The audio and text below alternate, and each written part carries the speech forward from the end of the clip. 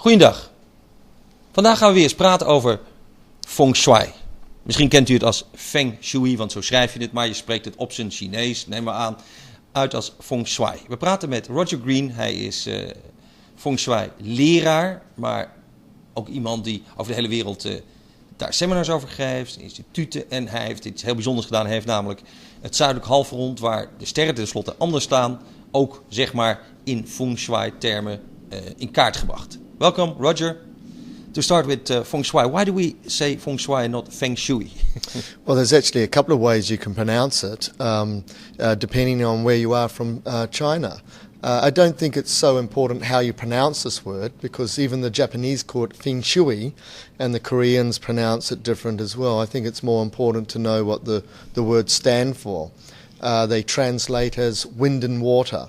So it's just the Chinese viewpoint of the energetics of nature applied to the environment and applied to architecture and design. So that's what the meaning of the word means, feng shui.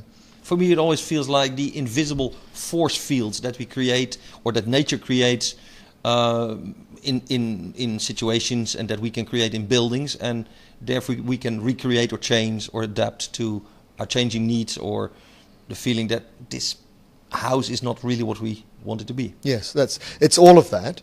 For instance, in the word feng shui, you have this concept of the wind, which is invisible, and the water, which is visible. So that's actually another name for yin and yang. So feng shui is the art of using the science and the art of the cosmos and the metaphysical understanding that the Chinese had developed, but you're applying that to the physical environment of the home or the business and so forth. So you get this sort of dynamic that you play with. You play with the, as you say, the sort of the force field of the house, or the force field of the environment, but as well as you're playing with the tangible side. And feng shui is the art of bringing those two together. Okay. Now, another word that comes up is tai chi, which is the art of moving your body within and with the energy that is in it. And sure. And is there a relationship with Feng Shui? Absolutely. Feng Shui is part of a family of modalities that the ancient Taoists, the word Taoist is sort of again a word that some people will read as Tao. Yes? Yeah, T-A-O. but it's actually pronounced it's called Tao. Yeah. Tao. The Chinese don't really have the T sound, it's more the Tao. So it's actually the better translation of that is D-A-O, Tao. And so there was the early Chinese people, the Taoists, they established like a very deep understanding of the energetics of the body. So hence we have acupuncture and Chinese medicine. They also developed things like Qigong and Tai Chi, and they also developed their metaphysical understanding. Hence we have the book of the I Ching, and their environmental work and the architectural work that they developed was Feng Shui. So all of those groups of modality come from the same source. They came from the Taoist understanding of the universe, the environment. Could you say it has to do with the connectedness, or could you say it's another dimension that we not normally are aware of? In one sense, in the West, we've been very material in our sense of being, and we have a very sort of materialistic perception of our environment. So in one sense you could say, yes, it starts to explore the other dimension, more like the invisible energies that we experience. You mean the ghost and stuff like that? Oh, that's part of it as well, but also, the spirits is a better word. Yeah, that's certainly part of it, that it has an understanding of the vibrational world, or the spirit world, if you like, as well as the tangible world. Yeah. But so within all these disciplines, modalities is a good word, the basis is that there is a connectedness between all things. Yeah, there's no separation. There's no separation. Yeah. What happens to me here now has influence on whatever faraway planet. Yeah. Yes, and vice versa. For instance, in Jungian psychology, he called it that synchronicity. For instance, the book, the I Ching, which is you could call the Bible of all of the Oriental arts, that's based on that precise concept that there's no separation. You're one with the universe. But we need a little key to understand that. We need to find out what's, perhaps more appropriate in certain situations to, help us guide us through our life and so forth. So that's why the Taoists developed these modalities, be it for healing or architecture or understanding our universe. Now, Feng Shui is now, even I hear it in political circles in Amsterdam, that to set up the city, they think about those age-old rules about how the energy should work. Yes, I think that putting a dam in a river is not the best thing to start with, is it? Are you talking about the Amsterdam? Yeah. Well, that's what I mean. They were very clever. The sort of the ancestors of this land. They figured out some very clever things about how to create more land chi out of the water, the excess water chi. So they actually took control of the water chi of this region, and through a clever system of canals and dams and so forth, they were able to create an environment that humans could actually live. In fact, that's the sort of the way the Chinese civilization started many thousands of years ago. They also took control of the Yellow River. The early development of civilization in China was around the Yellow River, where the ancient sages were able to control the rivers because there was so much flooding happening. So that was basically our ancestral awareness of how to kind of work with nature, not to go against it, and how to sort of take control of some of these environmental factors to make it more appropriate for human living. Okay, but now building a dam or even building a house is a simple construction. I mean, you make a roof and stuff like that. But in Feng Shui, it's a little bit more esoteric in the sense that you apply principles and schematics that are not, would we say, logical at the first sight. Okay, well, at first sight, for the person who doesn't know too much about Feng Shui, the language is different, so therefore it sounds a little bit mysterious. Sometimes people don't really know what yin and yang's about, but in fact, yin and yang's a very logical tool, and it's a very rational tool. And the thing is about Feng Shui is that the design principles have to work because they come from a time where, you needed to have the maximum amount of, sun because you lived in a very cold climate. And they came from a time where people really understood survival, and they really understood, what the design of shelter was all about. So it comes from an indigenous understanding, right? So in actual fact, there's a strong logic to Feng Shui design. The first thing that you do in Feng Shui design is think about the sun's pattern. And in fact, where the sun comes up and goes the down. The east, and where it goes high in the sky, the south, where it sinks, and where the sky, the sun goes to the north. So that simply is yin and yang. The colder part of your house is the more yin side. The warmer part of your house is the more yang side. And then what the Taoists did is they just gave that like a little energy notation. They used a solid line and a broken line, and that's where the 8 trigrams have come from. Yeah, and then we're talking about like the I Ching, what we have here. Exactly. The patterns in the back here, yeah?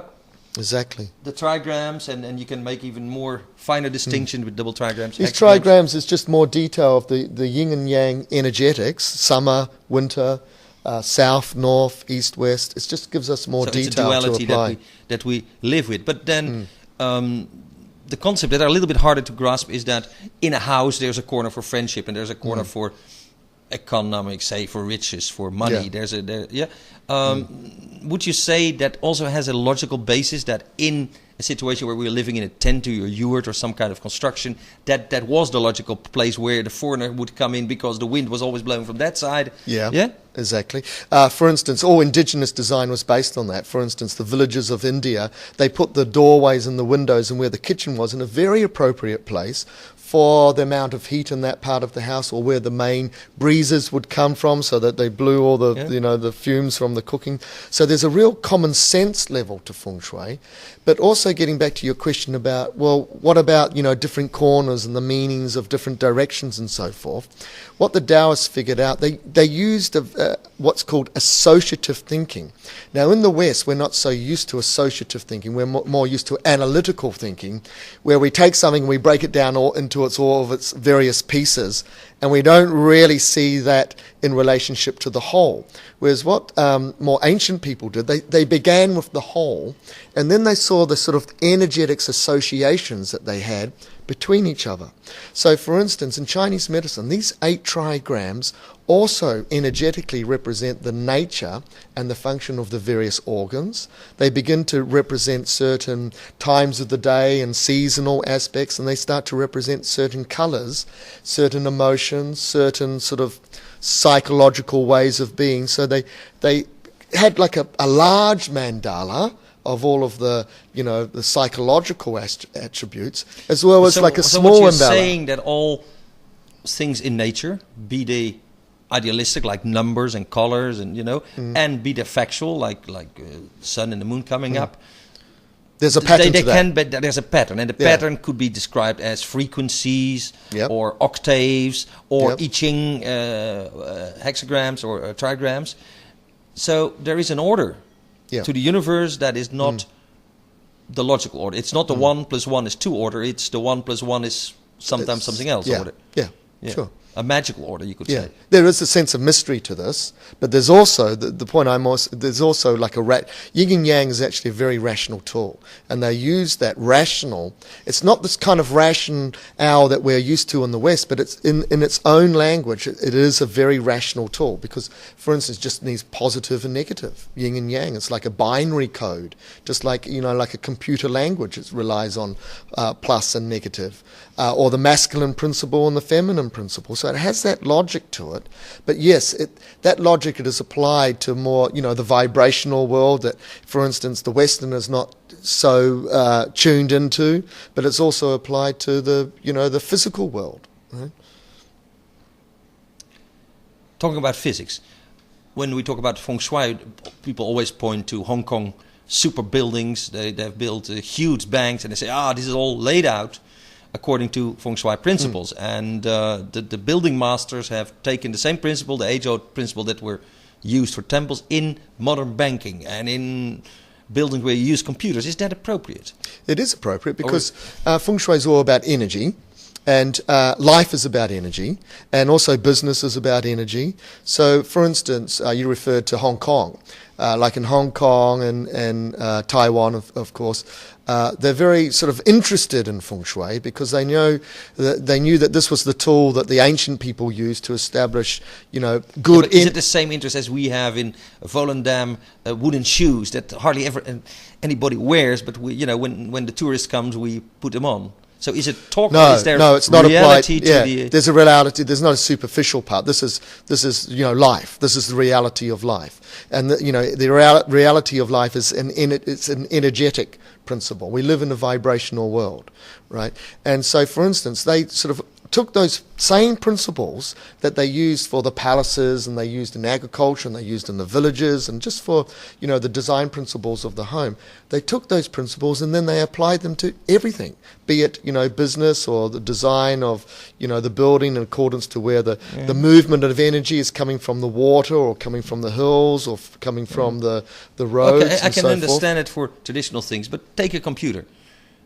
Would you put a computer on the place where they used to put the Buddha, or would you put a computer on the place where they would put, say, the water or the economy-related things? Well, feng shui is applied differently, obviously, to different circumstances. You usually don't end up with a computer and a Buddha being too close to one another, right? So, it's used in its appropriateness, so to speak.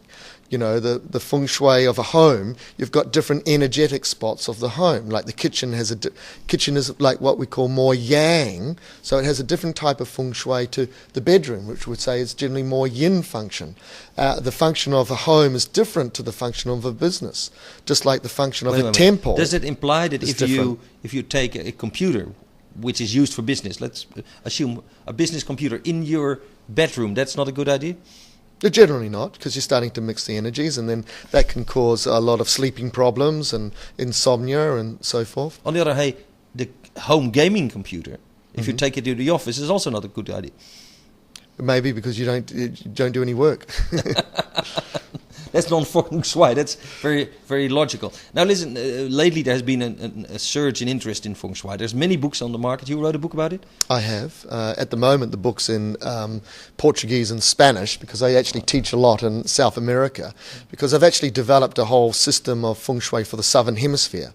This has never really been done before. The Chinese never really bothered about Why is it different here?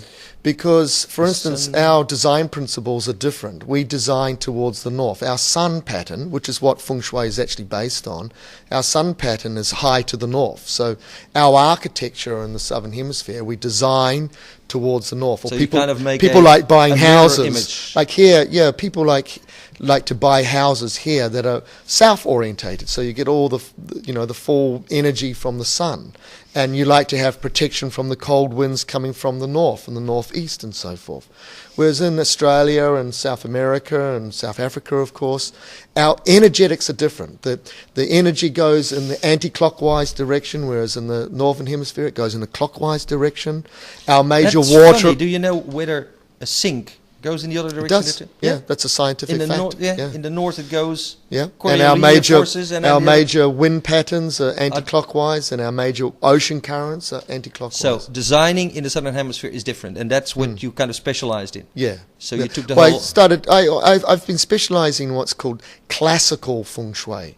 And I started to develop this about 12 years ago, before feng shui was even popular, because I already had in Australia like a curriculum that was teaching things like, food energetics, Chinese medicine, acupuncture, macrobiotics, shiatsu, all of that. And feng shui was part of that. Chinese stuff. 20 years ago I got interested in this when I was Why? living You in... eat a lot of Chinese food or what? Not so much Chinese food, no. But I like the principles that they developed. I got interested in the I Ching. I liked studying the yin and yang aspect and how that could be applied to our daily living and how it helps to secure your health and vitality. It's used a lot in traditional medicine and so forth. You should say it was. I opened this little fortune cookie and it said, "From now on, you will learn Chinese." But it wasn't like that. It was an intuitive feeling, I think. Intuitive though. feeling. Yeah. You feel connected to that when in my teenage years, I was began to be a little bit more interested in the Eastern perspective on things. Like a lot of people in my generation, we started to explore more traditional healing, and we started to explore the Eastern philosophies. At that time, it really had a lot of answers for us. And now, of course, there's a synthesis, a great sort of synthesis of East and West. Let's take a little bit negative approach that the East has much to offer, and so is the West. But the West has to offer, and we are bending sometimes our Western culture, our Christian Judeo traditions into, when we say, now we eat vegetarian, and we become really like Eastern oriented.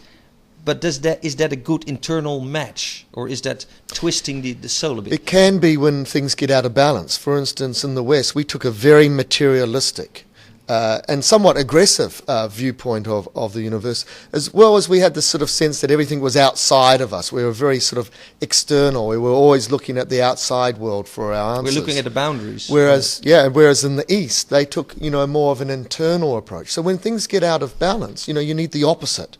So in my generation, we were more interested in like exploring the opposites that the Eastern culture had developed that we weren't finding in our own culture. Now that's not to say that I'm a Chinese person, but I like to explore those energetics and those universal principles that then I can reapply to my culture or reapply to the health of my family and my community and so forth. Right? Creates a balance. So, I had a conversation a while ago with someone who said that our cultures will go in a direction where North America and Russia will form one block, and where Asia and the more Pacific coast will form a block. Would you think that different attitude of the East versus the West, of on one hand what I feel is more separational thinking, me versus you, versus the Eastern inclusion? Well, I think what we're seeing is we're living in a very dynamic time. I don't think we're seeing more separation. I think we're seeing more and more coming together. And we're seeing, for instance, the global economy and all those economic forces. We're seeing sort of like the mixture of the, as you mentioned before, the Christian tradition with the more Eastern traditions. And we live in a very dynamic time where we're able to actually mix those philosophies into something like a new philosophy. A new that sort of extracts, the deep meanings from the West and also the deeper meanings from the East, and it's sort of like creating a new child in philosophical terms. So I think I don't see, more separation in that. I see the world and world coming a lot more closer to each other again. We've been separated for many, many thousands of years, but now this is like coming back together again. Okay. Well, coming back, I'm very interested in the I Ching because. As Feng Shui is now accepted as a rational thinking. I mean, okay, you want to design a house. This is a set of design principles, and everybody can watch or look at the internet and find. There's lots of books about it. There's lots of information. There's people teaching courses about Feng Shui. It's more of it's one design philosophy. Yeah, the other design philosophy might be chaotic, and you say. They call it eclectic, and you throw all the stuff around and do what you like. Sometimes with very good results too. Yeah, absolutely. By chance. But the I Ching is far more esoteric in the sense that there is a system that gives us guidelines about our life with no apparent connection to reality, in the sense that I throw a few coins, which gives me one of these patterns here, yes, a hexagram pattern, which I look up in the book, and it says that, and I just happen to have one book here, and it says, well, the 64th hexagram tells you this. Okay, well, the book is considered the book of change. That's the way it's translated. In actual fact, it has a lot of mathematical principles to it. There's even Chinese scholars that have formulated the whole DNA around the 64 changes. These mathematical principles, yes, you might say you get one of these patterns, but that is a mathematical pattern.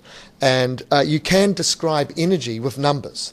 The measure of the universe you can describe in numbers. So the Taoists sort of explore that on a very, very deep level.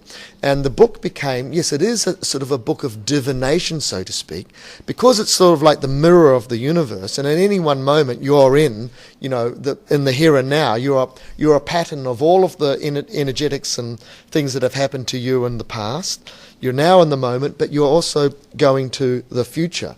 Yeah, so the whole thing about throwing the coins and so forth, it gives you the answer that you might be energetically experiencing in this moment. But is it because you, throwing the things, connect yourself to this wider wisdom or wider logic that we don't really understand?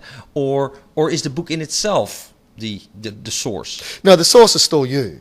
So it's a process of you connecting and... basically saying I'm giving up my judgment or my course of life and I'm going to consult. No, it's complementary to that, because this book doesn't tell you what to do. This book gives you sort of like guidance to contemplate and intuitively extract the sort of the messages that the book's giving you. You still have to digest it and comprehend it and put it into your life. It's basically, this book is like consulting a good friend.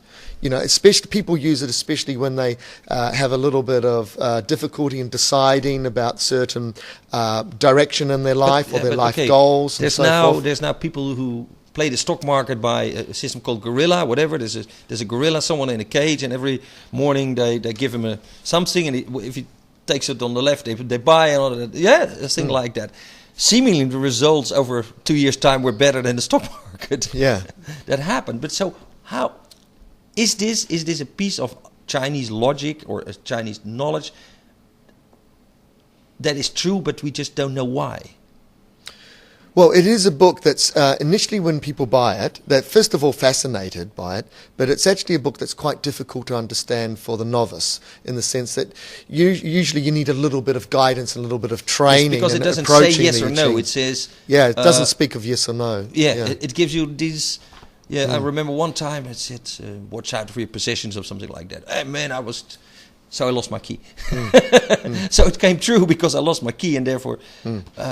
But it's sometimes hard to extract the meaning. Yes. Yeah, because it's written in images, and it's not telling you sort of what to do. Like it's not the American system of the 7 steps too. It's not an analytical approach. The I Ching is like it's more to do with a cyclic approach. And it's this aspect of you are living in the moment. You're surrounded by the universe. This has the pattern of the universe in it. So if you want to tap in to some of the messages of the universe, you can use this book as a source of divination, so to speak, to extract some sort of purpose of what's happening to you in this time, and it helps to give you also a sense of the direction that you can take. So it's just like a good friend. But ultimately, you are the I Ching. This is just another book, so to speak.